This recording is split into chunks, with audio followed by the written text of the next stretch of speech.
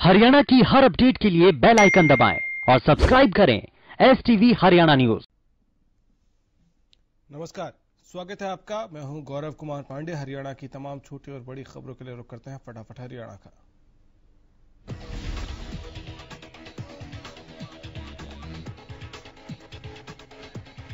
अंबाला में 100 करोड़ की लागत से बन रहे स्टेडियम का गृह मंत्री अनिल विज निरीक्षण करने पहुंचे। विज ने करीब 1 घंटे तक स्टेडियम के काम का निरीक्षण किया। इस दौरान काम की धीमी रफ्तार से अनिल विज कुछ खफा भी दिखे।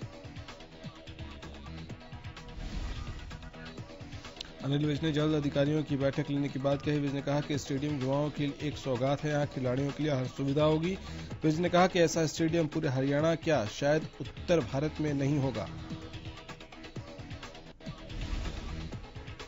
वहीं देश के प्रधानमंत्री मोदी के विचारों की बात करते हुए विज ने कहा कि पीएम मोदी देश को तकनीकी तौर पर आगे ले जा रहे हैं और आत्मनिर्भर भारत बना रहे हैं। उन्होंने कहा कि जो 1947 में होना चाहिए था वो आज मोदी कर रहे हैं। प्रदेश में सोमवार और मंगलवार को भी दुकानें खुली रहेंगी। गृह मंत्री अनिल विज ने इसकी जानकारी देते हुए बताया कि केंद्र सरकार की ओर से जारी निर्देश में कहा गया है कि प्रदेश सरकार लॉकडाउन का ऐलान नहीं करेगी।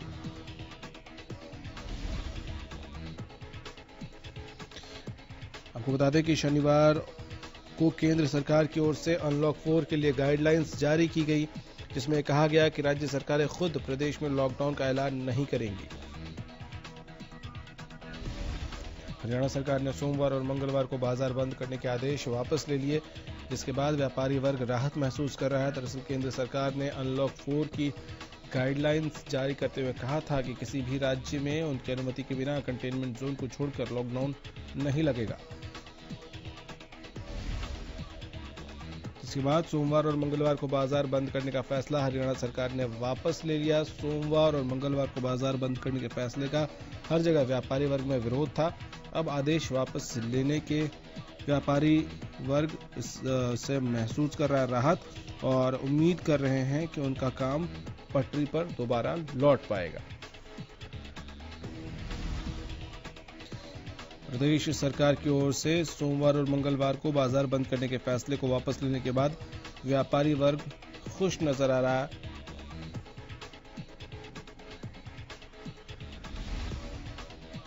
बल्लभगढ़ मार्केट कमेटी के प्रधान प्रेम खट्टर ने सरकार का धन्यवाद किया। उन्होंने कहा कि व्यापारी वर्ग की मान ली गई है, जिससे अब पूरा व्यापारी तबका खुश है। सरकार का धन्यवाद भी कर रहा है। रोहतक पहुंचे हरियाणा के पूर्व मुख्यमंत्री भूपेंद्र सिंह हुड्डा ने प्रदेश सरकार पर जमकर कटाक्ष किया। नेता प्रतिपक्ष भूपेंद्र सिंह हुड्डा ने अलग अलग घोटालों का जिक्र करते हुए कहा कि बीजेपी के मंत्री इस घोटाले के न होने की बात करते हैं, वो सामने कैसे आ रहे हैं। नेता प्रतिपक्ष भूपेंद्र सिंह हुड्डा ने कहा कि अगर मैं प्रदेश का गृहमंत्री होता तो अब तक सभी काम हो जाते। उन्होंने प्रदेश के गृहमंत्री अनिल विज से सवाल करते हुए पूछा कि अनिल विज से पूछना चाहता हूं कि गृहमंत्री की क्या शक्तियां होती हैं।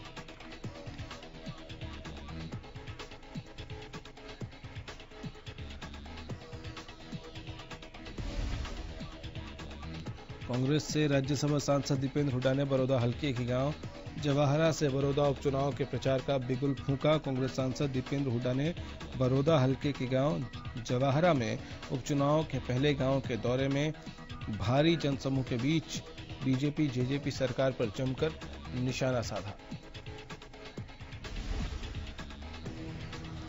उन्होंने कहा कि 6 साल के दौरान बीजेपी की सरकार ने न तो किसानों को इस सरकार में दाम मिला, न युवाओं को काम मिला और न ही मजदूरों और गरीबों को सम्मान मिला। सांसद दीपेंद्र हुड्डा ने कहा कि 6 साल के दौरान मुख्यमंत्री या कोई भी मंत्री बड़ौदा हल्के के सुध लेने नहीं आया और अब वही लोग बड़ौदा के विकास के झूठे दावे कर रहे हैं।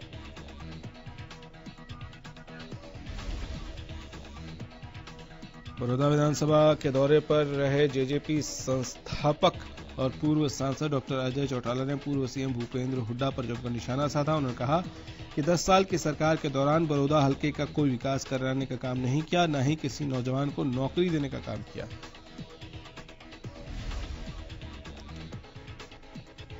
अजय ने बड़ौदा वासियों को हिदायत देते हुए कहा कि झूठे वादों वादे करने वालों पर भरोसा न करें। उन्होंने गठबंधन की सरकार का समर्थन करते हुए कहा कि कोरोना के चलते कुछ विकास कार्य रुक गए थे, उन्हें सरकार को आगे पूरा करना होगा।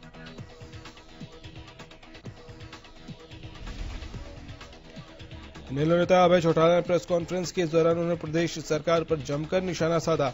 अभय चौटाला ने कहा कि सरकार में तालमेल का अभाव है, यहां सीएम कुछ और कहते हैं, गृह मंत्री कुछ और। इसी के साथ इनेलो नेता अभय चौटाला ने कहा कि प्रदेश सरकार के राज में अधिकारियों को खुलकर काम करने की अनुमति नहीं है। सरकार अधिकारियों पर भरोसा ही नहीं करती।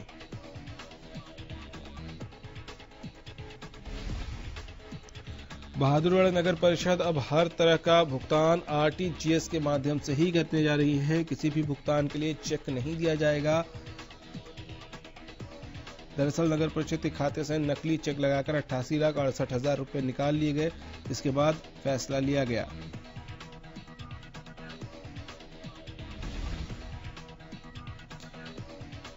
परिषद के चेयरपर्सन शीला राठी ने बताया कि परिषद से होने वाले हर तरह के भुगतान को अब आरटीजीएस से ही करवाया जाएगा।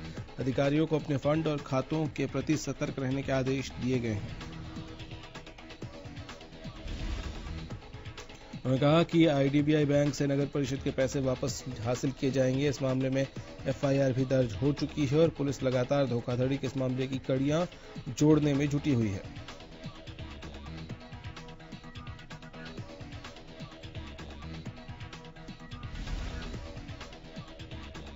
हरियाणा में कोरोना के मरीजों का आंकड़ा 63,000 के पार पहुंच चुका है। पिछले 24 घंटे में 1,295 नए मामलों की पुष्टि हुई है। गुरुग्राम में 125, करनाल 121, फरीदाबाद में 119, पानीपत में 84 नए केस सामने आए हैं।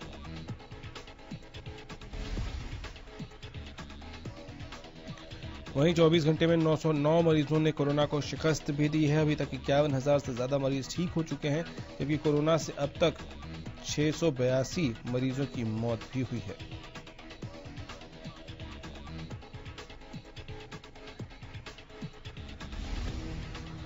पंचकुला के सेक्टर 14 में मौजूदा कोविड सेंटर के हालात बद से बदतर होते नजर आ रहे हैं। मरीजों को मिलने वाले खाने में कॉकरोच नजर आ रहे हैं। वहीं मरीजों ने घटिया क्वालिटी का खाना मिलने का आरोप लगाया है। इसी के साथ ही सेंटर के वॉशरूम में बिल्कुल सफाई व्यवस्था नहीं है। मरीजों के वार्ड में कबूतरों ने डेरा डाल रखा है। ऐसे में अस्पताल का स्टाफ इस ओर कोई ध्यान नहीं दे रहा है।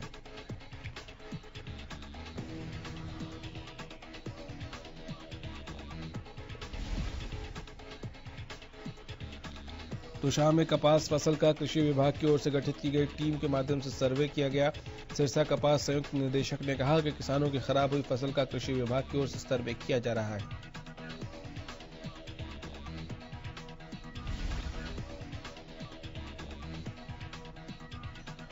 उन्होंने बताया कि सर्वे की रिपोर्ट आने के बाद उसे सरकार को भेज दिया जाएगा। अधिकारियों की टीम ने रविवार को उपमंडल के करीब 1 दर्जन गांवों का दौरा करके किसानों की खराब हुई कपास की फसल का जायजा लिया।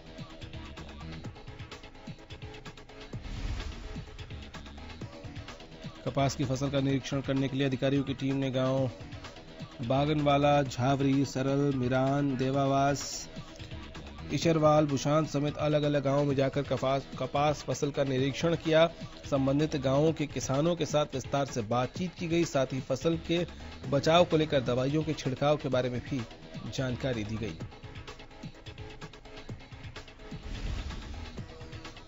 गोहाना के सदर थाना के अंतर्गत आने वाले गांव भैंसवाल कला में एक शख्स की गोली मारकर हत्या कर दी गई। मृतक का नाम पवन बताया जा रहा है, जिसे करीब 14 से 15 गोलियां मारी गईं। मृतक के परिजनों का कहना है कि पवन रात के वक्त खेत में गया हुआ था, जहां उसकी मृत्यु हुई। परिजनों ने भी बताया कि गांव के ही 7 लोगों ने पवन पर फायरिंग की। हत्या की सूचना मिलने के बाद पहुंची पुलिस ने शव को कब्जे में लिया और 7 लोगों के खिलाफ मामला दर्ज कर जांच शुरू कर दी है।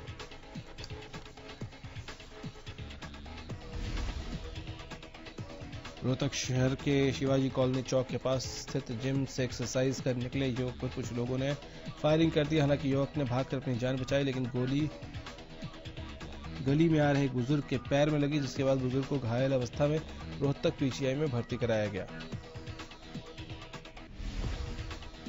पूरी वारदात सीसीटीवी कैमरे में कैद हो गई। उधर घटना के 1 घंटे बाद पुलिस मौके पर पहुंची, तब तक आरोपी फरार हो चुके थे। फिलहाल पुलिस मामले की जांच करने में जुट गई है। मामला आपसी रंजिश का बताया जा रहा है। पुलिस का दावा है कि आरोपियों को जल्द ही गिरफ्तार कर लिया जाएगा।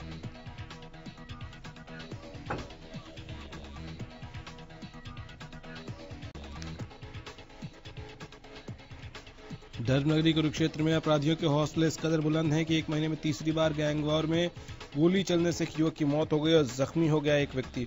इन घटनाओं से सेवा सुरक्षा में और सहयोग का दावा करने वाली खाकी एक बार फिर से सवालों के घेरे में है और घटना प्रकाश में आते ही इलाके में सनसनी फैल गई है।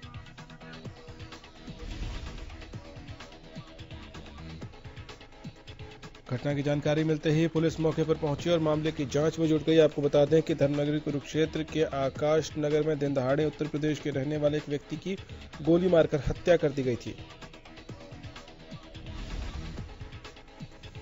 इससे पहले भी पिहोवा दहाड़े गुरुद्वारे के पास गोली मारकर एक व्यक्ति की हत्या कर दी गई थी और महीने भर में इस तीसरी वारदात से आसपास के लोगों में डर का माहौल है।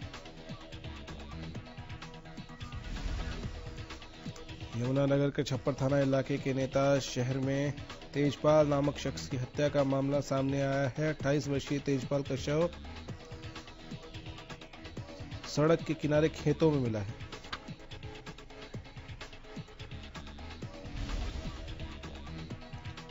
तेजपाल के दोनों पैर रस्सी से बंधे हुए थे और गले में रुमाल का फंदा था।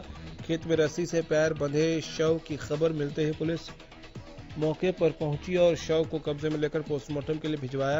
वहीं पुलिस ने इस मामले में अज्ञात के खिलाफ हत्या का मामला दर्ज कर जांच शुरू कर दी है।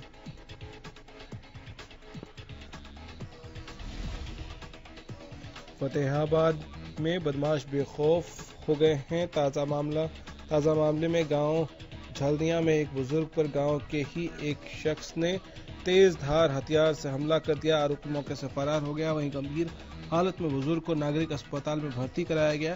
पुलिस मामले की छानबीन में जुटी है और आरोपी की तलाश की जा रही है। फतेहाबाद में युवक की बुरी तरीके से पिटाई करने मामले में पुलिस ने कार्रवाई की है। पुलिस ने मामले में आरोपी विक्रम सिंह को गिरफ्तार किया है। आपको बता दें कि सिलाई पिटाई का वीडियो सामने आने के बाद पुलिस की बेहद किरकिरी हुई थी, जिसके बाद पुलिस ने आरोपी को धर दबोचा है।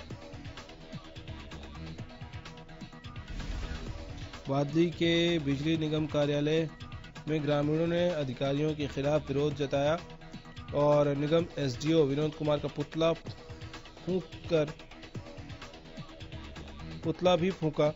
दरअसल 2 दिन पहले फतेहपुर गांव में हाई टेंशन तारों की चपेट में आने से 3 महिलाएं गंभीर रूप से घायल हो गई थीं।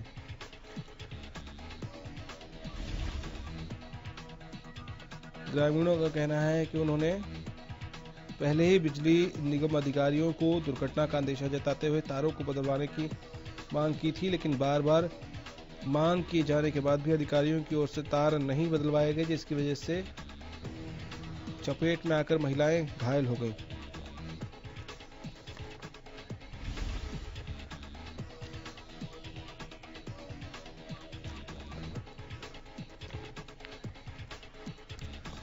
राष्ट्रपति रामनाथ कोविंद ने शनिवार को राष्ट्रीय खेल दिवस पर फरीदाबाद के 76 वर्षीय पहलवान नेत्रपाल हुड्डा को कुश्ती के क्षेत्र में उल्लेखनीय योगदान देने पर ध्यानचंद पुरस्कार से नवाजा। कोविड-19 के कारण ये पुरस्कार वर्चुअल तरीके से दिया गया। ध्यानचंद अवार्ड मिलने पर लोगों ने पहलवान नेत्रपाल हुड्डा के आवास पर पहुंचकर उनका फूल मालाओं से सम्मान किया।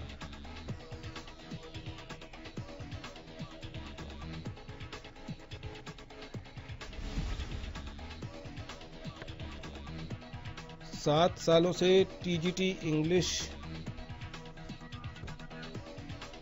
टीचर अपनी नियुक्ति को लेकर काफी अरसे से इंतजार कर रहे थे।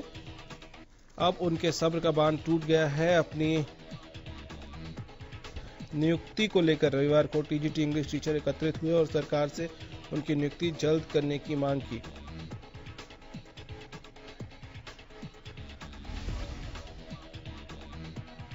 टीजीटी इंग्लिश टीचर्स ने सरकार को चेतावनी दी कि सरकार उनकी नियुक्ति नहीं करती तो वो आंदोलन के साथ बड़ौदा उपचुनाव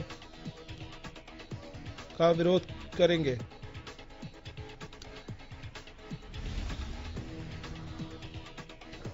सरकार भले ही सफाई अभियान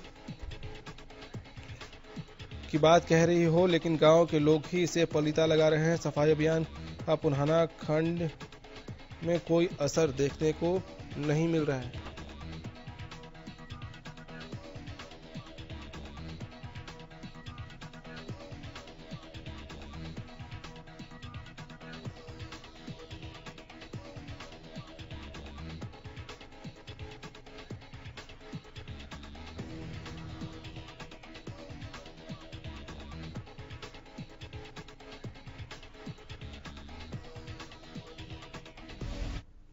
फटाफट हरियाणा में फिलहाल इतना ही। इजाजत दीजिए, नमस्कार।